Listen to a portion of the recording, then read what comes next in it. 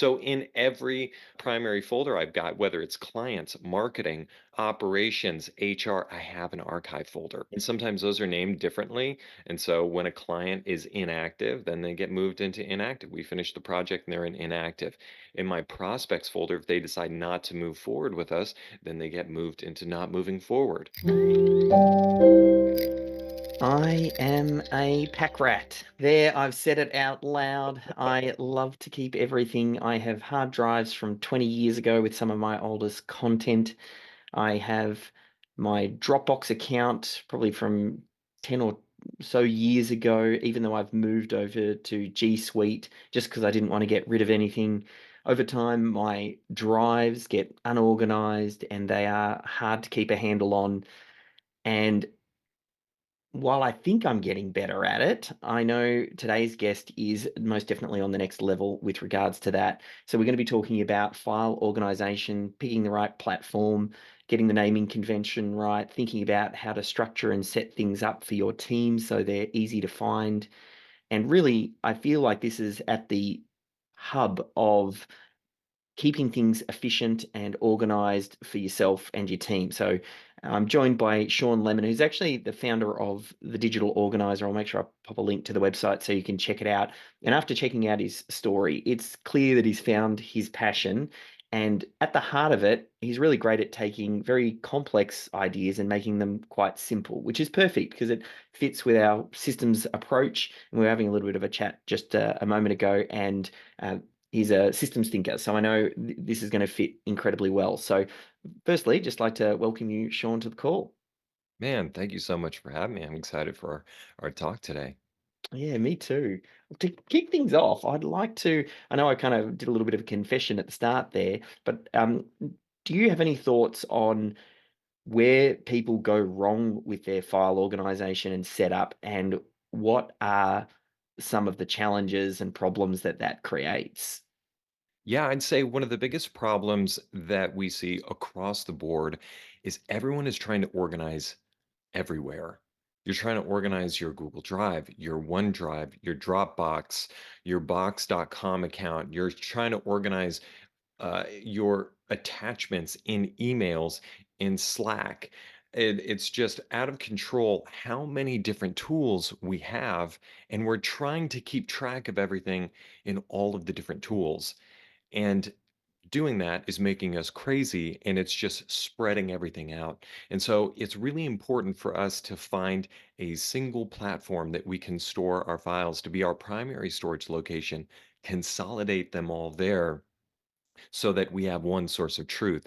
And if you get something from these other locations, you always know where you're going to put that file so you don't have to organize a ton of different places. That's by far the Mm. biggest thing that we see. And if we can tweak that, we see really good success of staying organized. And that file organization, like there's quite a few tools. You almost need something, in my opinion, that's quite robust that integrates a few things together. Like we think of a G Suite, and that covers Uh-huh. emails, calendars, files, and that way it's all locked in. Or Office 365, or and then obviously they got their suite of tools and SharePoint. And I don't know if you've got any thoughts around that. If it's a case of you need to choose one of those anyway, probably to send your emails and things. So Mhm. is it just a matter of starting there and thinking, right, what am I going to select? Yeah, I mean, it can be as simple as that. When I'm usually recommending someone who's considering a potential platform change, I like to find out who do you who are you hiring and who are you interacting with most and what tools do they use? So if you've got a company comprised of mostly young people, they're going to be mostly familiar with the Google platform and less so with the Microsoft suite. Yeah.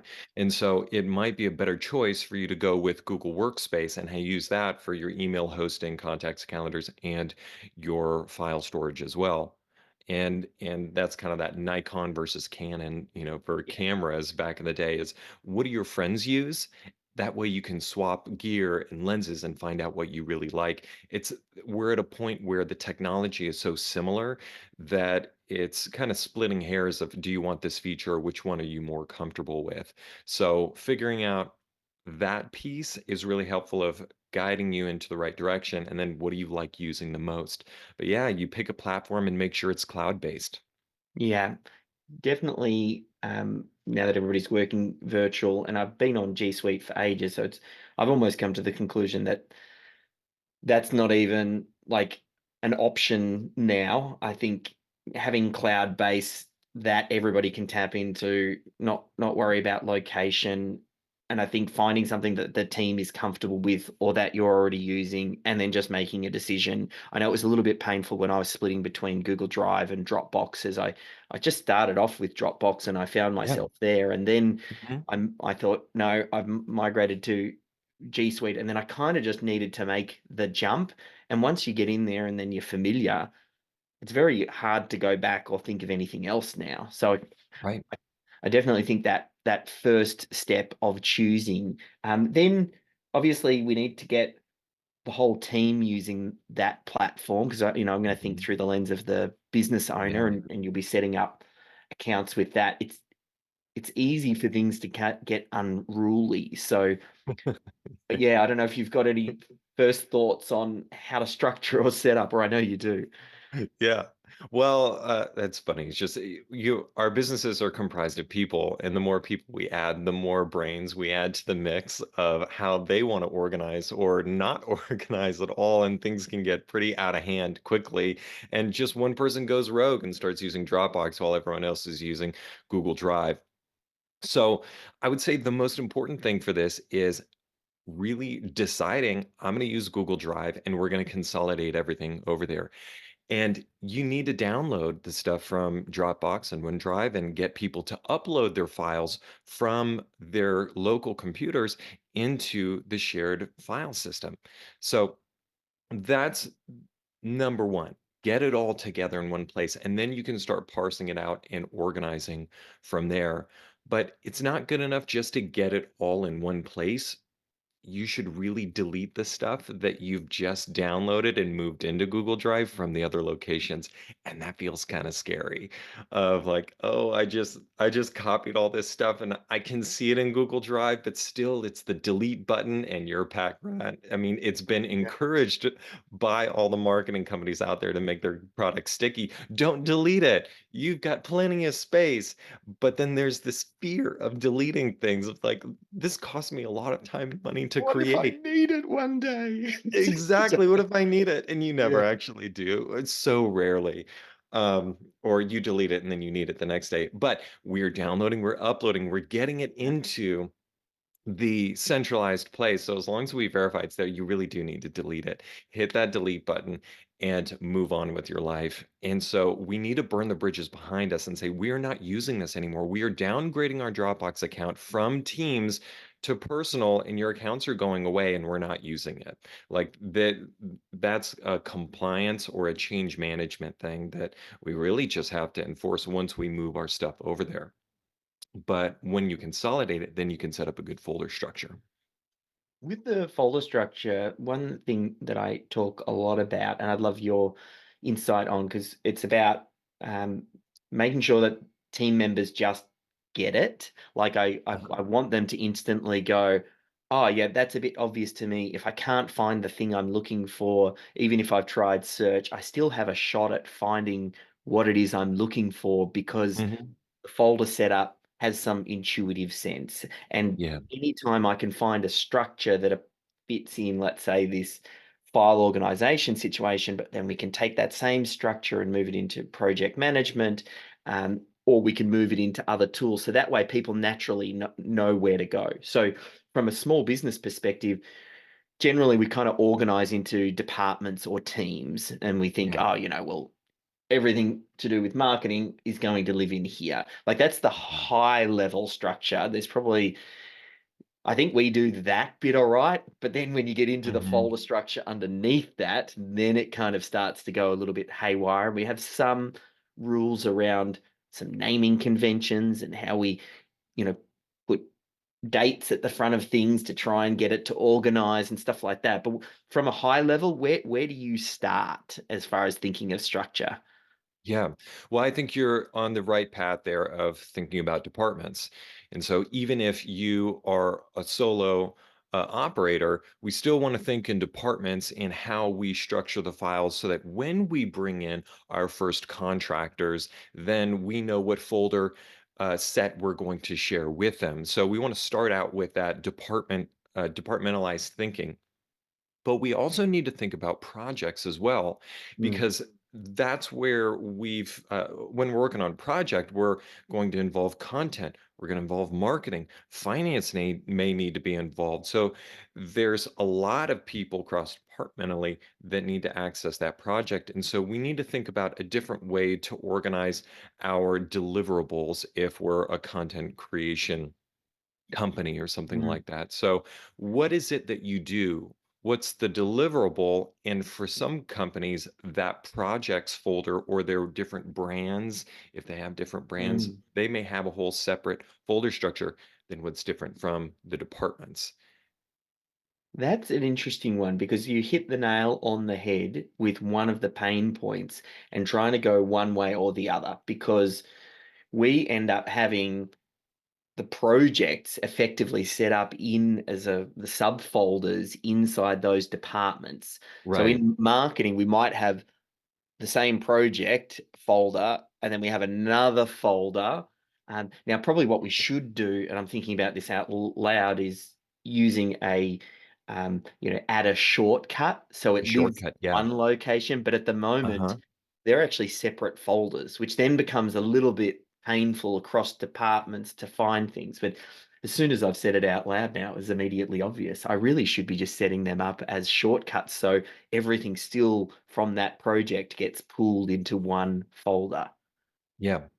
Yeah, so that's a great strategy for that if you've got a department that's pretty siloed. Say marketing primarily does um, well, just the marketing, and they're not really involved in too much else, but then people occasionally need to access stuff that marketing is doing. So we don't want to take the folders that they're used to working in and then just move them into the project folder. So we Mm, create a shortcut to that content, and then we put that in the project folder and make sure that everyone's got access to that folder. So you've got a little bit of an access issue from there. So you'll want to familiarize yourself with what your sharing permissions are and everything. But that can be so helpful, just so that you're not spreading things out. Because one of the things we like to do is organize around the role and the functions that people are filling. yes. So we don't want you jumping in and out of a ton of different folders and going back and forth all over the place to do your work. Since Mm, your role is doing this one thing, if we can group that together as much as possible, that's what we want to do. Um, yeah, and then if someone else needs access, there's your shortcut. yeah. And so that sounds like the high level strategy, and then even maybe slightly the level down. Like we've got the high level hierarchy for some folders and you might do it department based and maybe there are other things, sometimes it's not always department based. You might have an administration folder which might sit across the entire organization that contains logos and letterheads and things that everybody might access. Right. At that high level, and sometimes another one that we have is sometimes like a video storage folder is another one, and every business is probably going to be a little Hmm. bit different. Are there any other general principles at that high level to think about? I would say thinking about, yeah, roles, what your deliverables are, and the access level of can I share a top level folder with a contractor and not be worried about sensitive content inside of it? Yeah. That's that other big piece that it starts getting granular, but if we can think about it at the front end of I'm really contractor heavy right now in my business. And so I need those top level folders really accessible for the contractors because I want them to be able to get in and Yeah. out of whatever they need. So I need to create a separate space for more sensitive material. And we could call this executive or whatever along those lines, so that that's where we put the more sensitive material, and it may be uh, cross department, and Yeah. maybe we share that with our leadership team so that they have access to that sensitive stuff, but we're not exposing everyone else to it. So from a high level, that's definitely something that you want to add into your strategy of, let's just not make it complicated for access of, oh, I don't want them to see this folder. Pull that stuff out of there and make it simple. Yes, yeah. And we do something similar. And if it's a contractor that's not across departments, then we end up having, like, for marketing, we'll have a subfolder for consultants that we then each consultant effectively gets their own folder, and then you just Mhm. share that folder. When we kind of go that next level down, so we kind of talk a little bit about the high level buckets, and then we kind of there's probably going to be, I don't know if you've got any extra thoughts on how to organize underneath those departments, or if we go all the way thinking more about file names and structures, which is probably the last thing to think about. Yeah, no, I definitely have something in the middle, and Yeah, that's archiving yeah. everywhere. So I like an archiving strategy, and I picked this up from Tiago Forte, building a second brand. And any people Mm, deep in the productivity realm know who he is. But he introduced this concept of creating archives in our main folders. Now, I previously had an archive folder that was just like my deep archive. And we'll set a lot of people up with this, especially if they have a hard time deleting things or they've got a lot of old material, and they're ready to delete a lot of stuff, but there's other things that they're just not ready to delete. They haven't gone through this purging process before. So we'll create a deep archive. And mm, that's where we're putting all of this stuff that we are not ready to delete, but it's really unlikely anyone's going to go yeah. looking for it. We want it in a separate place so that we don't share it with everyone, so it doesn't show up in Mhm. search results. Yep, So it's available and we can give someone access in that if we need to, or find it for them, but we don't want it polluting search results. So that's that deep archive. I said I don't have a deep archive anymore because I found I never accessed any of it. So I finally just yeah, trashed most of it and then moved the rest into my other archive folders. So in every folder, primary folder I've got, whether it's clients, marketing, operations, HR, I have an archive folder. yeah. And sometimes those are named differently. And so when a client is inactive, then they get moved into inactive. We finish the project and they're in inactive. In my prospects folder, if they decide not to move forward with us, then they get moved into not moving forward. And so it's a way to keep every one of our folders very focused on content that is applicable right now and is setting us up for tomorrow. Mhm. Anything that's finished that we would want to reference, that needs to go another layer deep so that it's just an extra click and we just create as much focus as possible. Oh, hey, I know you're tuned in right now, so I'll keep this super quick, but you like awesome YouTube videos, don't you? Well, there's not really that many YouTube channels that create great content about how to systemize your small business. So I want to make sure that you catch every video that I publish. So if you haven't already, firstly, give this video the thumbs up and then go ahead and subscribe to my channel. You can even hit the bell notification to make sure that you're the first to know when I publish anything. So go ahead, do it right now. I'll wait a sec and then I'll transfer you back to the video. Yeah. We do something similar, and it was probably just the naming convention, and it lives in all of the department folders and some even mm, folders deeper than that. It's always just x.archive. That way, Sure.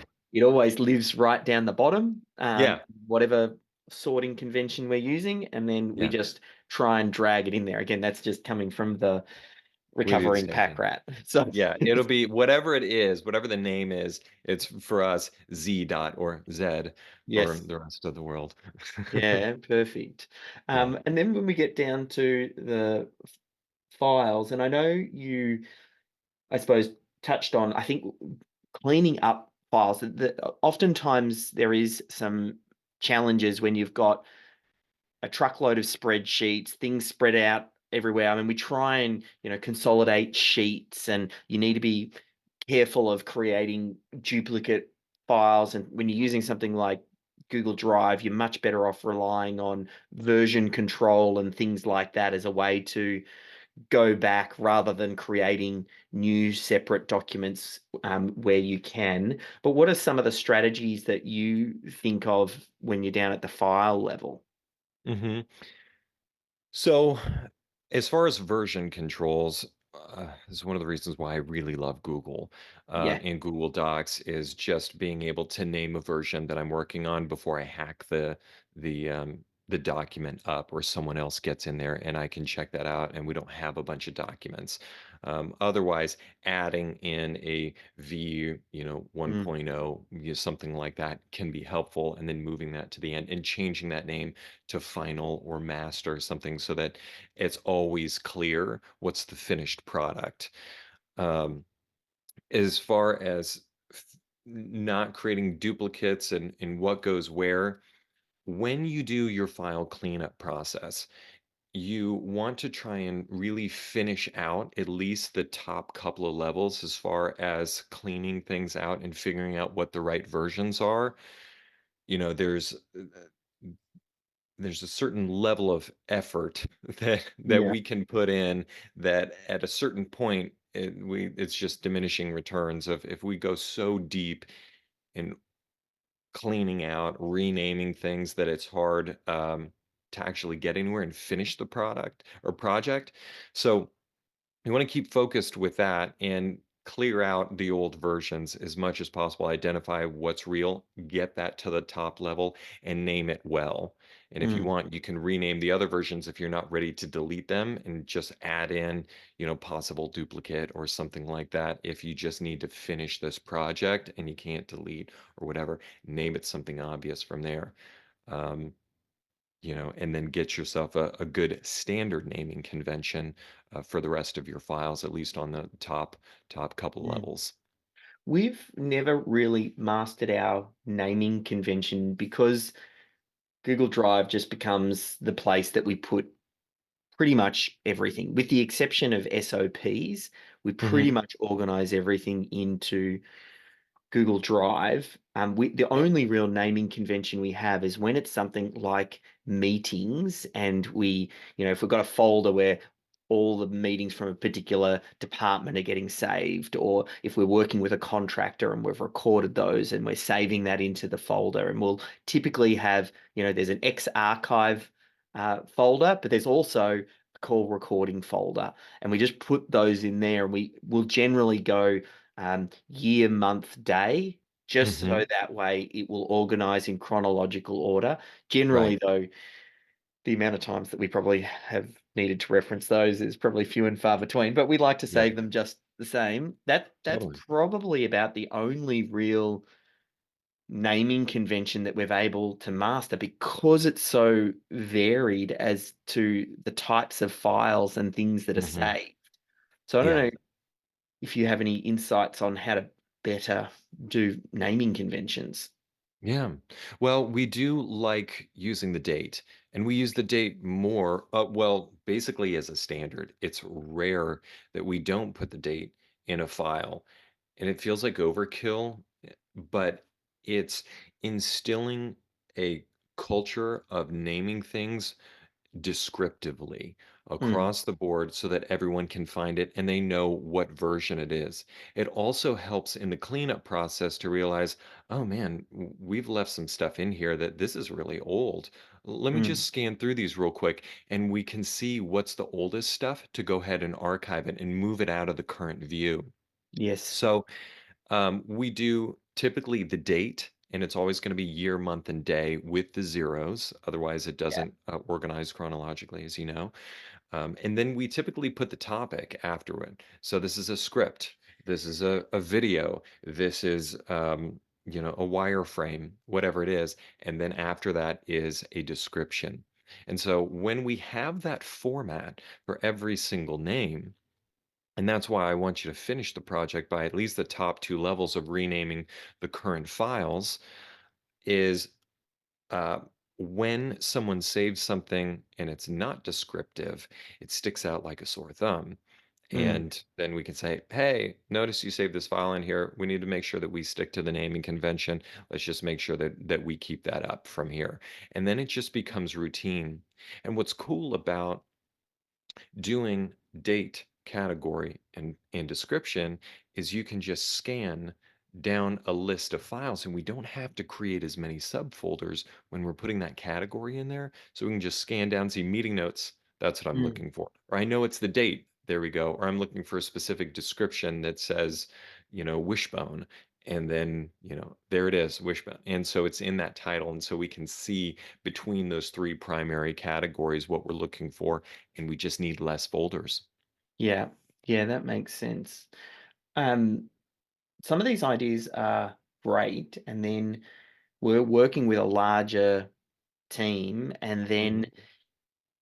how do we actually police this or make it happen? Or some people aren't wide or don't naturally organize. I mean, we're getting better at trying to recruit for people up front that Yeah. that's part of their makeup, because sometimes Uh-huh. it's hard to change someone, but if they come pre-programmed that way, then Yeah. they just kind of fit in and it works. But like, whose responsibility is this to, oversee at a top level? Obviously, we want everybody to do it and we want to build a Yeah. culture of this, but does the buck stop with someone as to how, things are kept? Is it the department head's responsibility? Is it, yeah, I don't know if you had any thoughts on that. Totally. So it would either be the department head or potentially the executive assistant Yeah. of that department head or a project manager for them, depending on who that role is. So when we're working with a company, we want to work with a point person or people, depending on how big it is, so that we can take them through a process of each step of teaching them and helping them create their own system based on these principles. By the way, if you're interested in these principles, I created a companion guide specifically for this podcast so that everything that we're talking about of naming conventions, folder structures, the whole process that you go through, you can go to the link in the show notes, thedigitalorganizer.com Yeah. slash systemology. Oh, And yeah, and you can actually go through that whole process, step by step. So I go into more detail on that. But we want to work with a point person, and that point person is then the person who's really filtering and doing the change management internally to say, hey, we've got some stuff here or there. And then as they are training the rest of the team, then they designate whoever's really going to be the gatekeeper and the keeper of the files.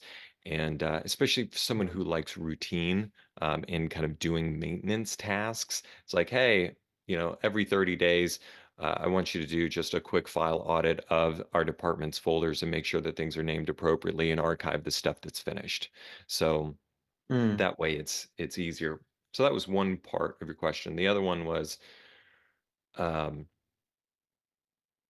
well, what was it Look, I was like, reckon that hit the nail on the head, because I was thinking okay. about who's responsible. Obviously, we want to build a culture for this and get Mhm.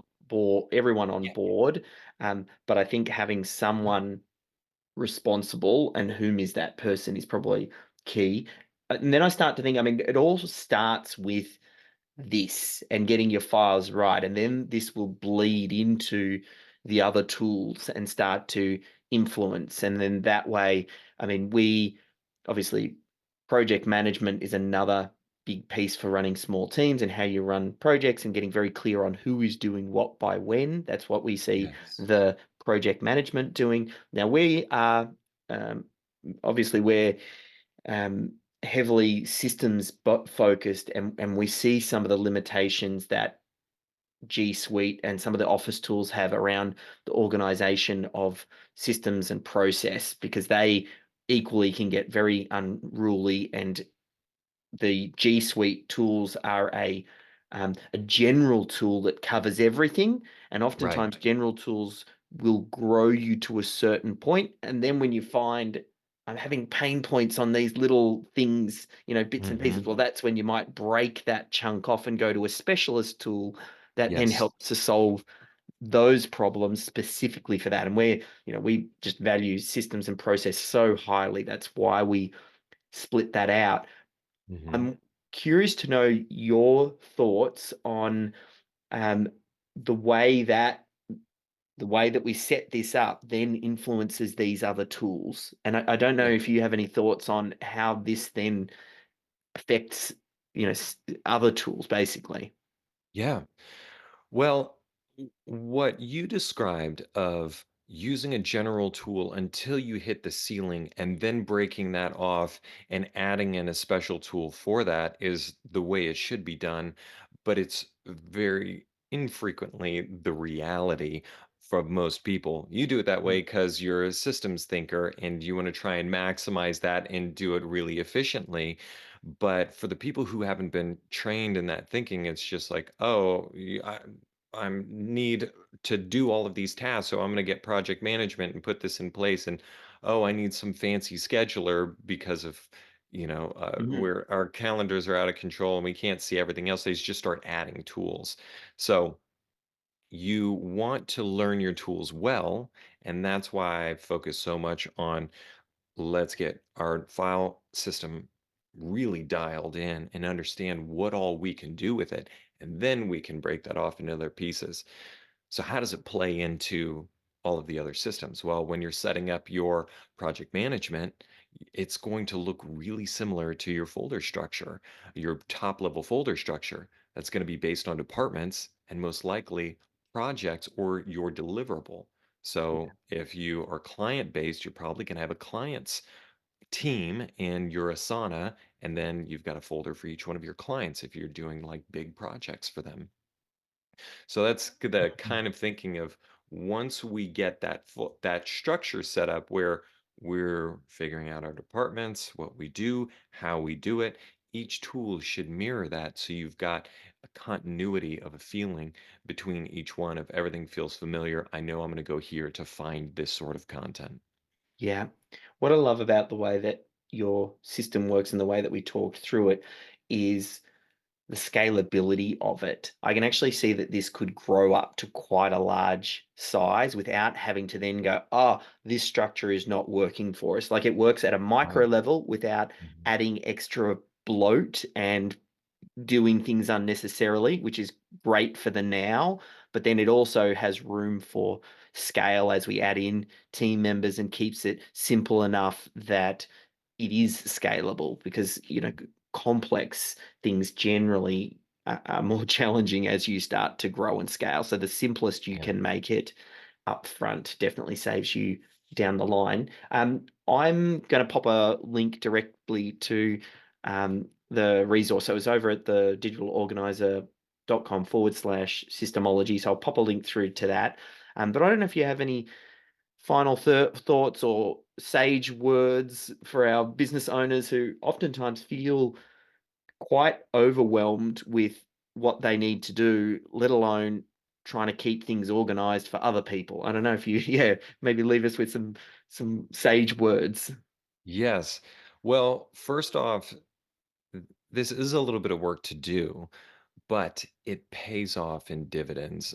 I mean, just well, it's exponential, the return that you get on this and the capacity that you create within your team and the capacity, just the mental capacity that we create by eliminating daily friction because the routine stuff becomes automatic. You can think more creatively and stuff like that. So, this is very worth it for that, and the return on investment is huge.